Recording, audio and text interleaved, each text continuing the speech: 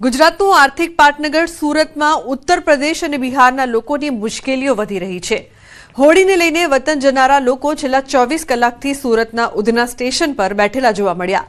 આજે પ્રથમ ટ્રેન ઉત્તર પ્રદેશ ખાતે નીકળી ગઈ તો બીજી ટ્રેન 2 કલાક બાદ બિહાર જવા રવાના થશે। 2 મહિનાથી બુકિંગનો પ્રયાસ કરવા છતાં લોકોને ટિકિટ નથી મળતી।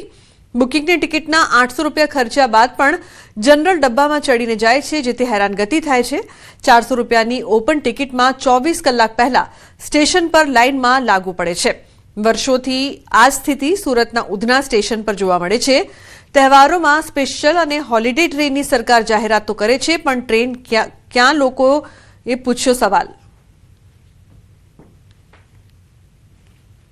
હોળીનો તહેવાર હોવાથી સુરતમાં રહેતા ઉત્તર પ્રદેશ અને બિહારના લોકો મોટી સંખ્યામાં વતન તરફ જાય છે પરિવાર સાથે તહેવાર મનાવવા। ત્યારે લોકો મોડી રાતથી લાઇનમાં લાગતા હોય તેવા દ્રશ્ય ગઈકાલે જોવા મળ્યા હતા। ત્યારે આજે જોઈ શકાય છે કે એક ટ્રેન ઉપડી છે। આ ટ્રેનમાં જરૂર કરતાં વધુ લોકોને ભરવામાં આવ્યા છે। કેટલાક લોકો ચાલુ ટ્રેને ચડતા હોય છે, ત્યારે આવા લોકો ના ચડે અને ખાસ કરીને લટકતા ના હોય તેની ધ્યાન પોલીસ રાખી રહી છે। પ્રથમ ટ્રેન ઉપડી ગઈ છે અને હવે 10 વાગ્યા બાદ બીજી એક ટ્રેન ઉપડશે। તેના માટે પણ લોકો ગઈકાલ રાતથી લાઇનમાં લાગેલા દ્રશ્યો જોવા મળી રહ્યા છે। જોઈ શકાય છે કે આ પ્લેટફોર્મ પર હજુ પણ જવાવાળા લોકોની ભીડ છે। એટલે કે જો વતન જવું હોય તો દર વર્ષની જેમ લોકોએ 24 કલાક પહેલાં લાઇનમાં લાગવું પડે છે। એક ટ્રેન રવાના થઈ ગઈ છે। ટ્રેનમાં ભરચક લોકો હતા। સોનાઈ બોગીમાં 200 થી 300 લોકો હતા। અહીંયા લોકો મોટી સંખ્યામાં ઊભા છે। પણ હું એક બીજો નજારો બતાવવા માંગીશ કે અહીંયા ટ્રેનમાં બેસવા પહેલાં લોકોએ કયા પ્રકારની સ્થિતિ હોય છે, કારણ કે હવે એક ટ્રેન ઉપડી ગઈ છે અને બીજી ટ્રેન માટે હવે પોલીસ લાઈનો લગાવવાની શરૂ કરશે। ત્યારે જોઈ શકાય છે ચારે તરફ લોકો છે કે આ લોકો ટ્રેનમાં જગ્યા નહોતા એટલે બેસી શક્યા ન હતા, પણ હવે જ્યારે બીજી ટ્રેન 2 કલાક પછી ઉપડવાની છે ત્યારે તેના માટે અત્યારથી આ લોકો તો ઊભા છે, પણ આ બાજુ જે લાઈનો લાગી છે હું તમને લાઈનો બતાવવા માંગીશ। એટલે કે સુરતની રોજીરોટી, સુરતનો વિકાસ અને ગુજરાતનું આર્થિક પાટનગર ગણાતું આ શહેર છે અને દેશમાં જ્યારે સુરત શહેર સૌથી મોખરે છે, સુરત તમામ વસ્તુમાં આગળ છે, ઔદ્યોગિક રીતે આગળ છે, ત્યારે ઉદ્યોગો ચલાવવાની જવાબદારી આ લોકો કરતા હોય છે। પણ આ લોકોને જ્યારે વતન જવું હોય છે ત્યારે કેવી સ્થિતિનું નિર્માણ થાય છે તે અમે બતાવવાનો પ્રયાસ કરતા હોય છે। પ્રથમ ટ્રેન ગઈ છે, 100ની જગ્યા પર 300 લોકો બેસીને એક ડબ્બામાં ગયા છે। ચલો આ તો ટ્રેન જતી રહી, પણ હવે પછીની જે ટ્રેન છે તેના માટે લોકો પાછા લાઇનમાં લાગવાનું શરૂ થઈ ગયા છે। તમને હું એ દ્રશ્ય બતાવીશ કે 2 કલાક બાદ હવે જ્યારે બીજી ટ્રેન છે એ ટ્રેન માટે લોકો કેવી રીતે લાઇનમાં લાગેલા છે। આ નજારા દર વર્ષે જોવા મળે છે। દિવાળી હોય, હોળી હોય, છઠ પૂજા હોય, યુપી અને બિહારના લોકોને વતન જવું હોય તો 24 કલાક પહેલાં તો લાઇનમાં લાગવું પડતું છે। આ જોઈ શકાય છે કે ચોક્કસ તંત્રએ હવે આ લોકોને બેસવા માટે શેડ બનાવ્યા આપ્યા છે, ટ્રેન નથી આપી, કારણ કે ટ્રેન આપે તો આવી ભીડ જોવા ના મળે। કારણ કે 20 લાખ લોકો જ્યારે સુરતમાં રહેતા હોય છે રોજીરોટીની તલાશમાં આવીને। દેશની દીકરીઓના સ્વાસ્થ્ય માટે સરકારની ઐતિહાસિક પહેલ પ્રધાનમંત્રી નરેન્દ્ર મોદી રાજસ્થાનના અજમેરમાં રાષ્ટ્રવ્યાપી HPV રસીકરણ અભિયાનની શરૂઆત કરાવશે। આ અભિયાનનો મુખ્ય ઉદ્દેશ દેશની દીકરીઓને સર્વાઇકલ કેન્સર જેવા જીવલેણ રોગથી સુરક્ષિત કરવાનો છે। પ્રધાનમંત્રી નરેન્દ્ર મોદીએ સોશિયલ મીડિયામાં ટ્વીટ કરીને આ જાણકારી આપી છે। ભાવનગરના પાલીતાણામાં આવાસ યોજનાના નોડલ ઓફિસર નિકિતાબેન પર આવાસ યોજનાના લાભાર્થીઓએ પૈસાની માંગણી કરતા હોવાનો આક્ષેપ કર્યો છે।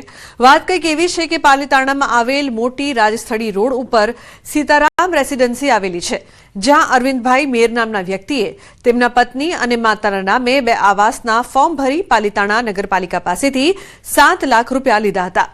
જ્યારે આવાસ યોજનાના નોડલ ઓફિસર નિકિતાબેન સ્થળ તપાસે ગયા ત્યારે ત્યાં 2 નહીં પરંતુ એક જ મકાન બનાવાયું હતું। જે ઓડિયો વિડિયો છે એમાં નાણાકીય બાબતની ચર્ચા થયેલી છે, પણ હકીકતલક્ષી તપાસ કર્યા પછી સાચી ખબર પડી શકે એમ છે। તેમને તેમના મમ્મી છે એમના નામે 2 લાભ લીધેલા છે, એક એમના વાઈફ મેર અંજુબેન અરવિંદભાઈ, એક એમના મમ્મી મેર લાભુબેન ગોબરભાઈ, 2 લાભ લીધા છે। ટોટલ મકાન એક જ બનાવ્યું છે। તો હું વારંવાર એમને કોલ કરતી હતી કે 3.5 લાખ રિકવરી કરવા માટે 2 વખત મેં નોટિસ પણ આપેલી, તો એમને એવું કીધું કે મારી પરિસ્થિતિ ખરાબ છે, મને હપ્તા સિસ્ટમ તમે કરી દો, તો મેં 30,000 હપ્તા બેઠે કરી દીધું। ત્યાર પછી એને ફોનમાં બ્લોક કરી દીધા એટલે મેં એને મેસેજ પણ કરેલા. એટલે તો મારી પાછળ ગાડી લઈને આવ્યા અને રોડ ઉપર મને ધમકી આપી કે બેન મારા 3.5 લાખ તમે રિકવરી કરવાનું કહો છો, હું તમારો વિડીયો વાયરલ કરી દઈશ. સુરતમાં 101 દીકરીઓના સમૂહ લગ્નમાં આંતરધર્મીય લગ્નના મુદ્દાએ વિવાદ ઉભો થયો છે. યશવી ફાઉન્ડેશન ચેરિટેબલ ટ્રસ્ટ દ્વારા આયોજિત આ કાર્યક્રમમાં એક મુસ્લિમ યુવતી અને હિન્દુ યુવકના લગ્ન હિન્દુ વિધિથી કરાવવાની જાહેરાત થતાં જ દક્ષિણ ગુજરાત મુસ્લિમ સમાજે વિરોધ નોંધાવ્યો છે. વિવાદ વધતા અને કાયદાકીય ગૂંચવણો ઊભી થતાં આખરે ફાઉન્ડેશન દ્વારા આ લગ્ન રદ કરવાની જાહેરાત કરવામાં આવી છે. ઉલ્લેખનીય છે કે સમૂહ લગ્નમાં આંતરધર્મીય લગ્નનો વિવાદ થયો છે, તેને લઈને મામલો વકર્યો છે. મુસ્લિમ યુવતીના હિન્દુ વિધિથી લગ્નની ચર્ચા.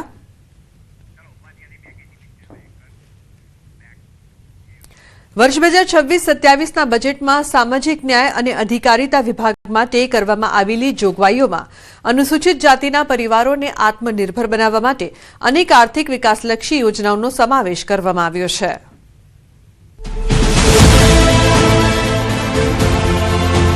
બજેટ 2026-27માં દેશના વડાપ્રધાન નરેન્દ્ર મોદી અને ગુજરાતમાં મુખ્યમંત્રી ભૂપેન્દ્ર પટેલના નેતૃત્વ હેઠળ નાણામંત્રી કનુભાઈ દેસાઈ દ્વારા રજૂ થયેલા બજેટમાં અનુસૂચિત જાતિના સમુદાયના આર્થિક સશક્તિકરણને વિશેષ પ્રાથમિકતા આપવામાં આવી રહી છે. સરકારનો મુખ્ય ઉદ્દેશ્ય માત્ર સહાય પૂરતી મર્યાદિત ન રાખી પરંતુ અનુસૂચિત જાતિના યુવાનો અને પરિવારોને રોજગાર, સ્વરોજગાર અને કૌશલ્ય વિકાસ દ્વારા સ્થાયી આવકના સાધનો ઉપલબ્ધ કરાવવાનો છે. સામાજિક ન્યાય અને અધિકારીતા વિભાગ કુલ જોગવાઈ 7,086 કરોડ, દિવ્યાંગજન સહાય યોજનાઓ માટે ₹249 કરોડ, મોટરાઇઝ્ડ ટ્રાયસિકલ વ્હીલચેર માટે ₹60 કરોડ, નશામુક્તિ સેન્ટર 34 જિલ્લા અને સ્ટેટ સેલ માટે ₹15 કરોડની જોગવાઈ, ડે કેર અને રહેણાંક સુવિધા ઓટિઝમ બૌદ્ધિક દિવ્યાંગતા માટે ₹6 કરોડની જોગવાઈ, શૈક્ષણિક અને સ્વરોજગાર લોન 19,000 લાભાર્થીઓ માટે ₹793 કરોડની જોગવાઈ, લોન પર 6% સબસિડી સાથે ₹25 કરોડની જોગવાઈ, આવાસ સહાય 24,000થી વધુ લાભાર્થીઓ માટે ₹375 કરોડની જોગવાઈ, મફત તબીબી સહાય 53,000 લાભાર્થી માટે ₹143 કરોડની જોગવાઈ, પાલક માતા પિતા યોજના માટે ₹83 કરોડની જોગવાઈ,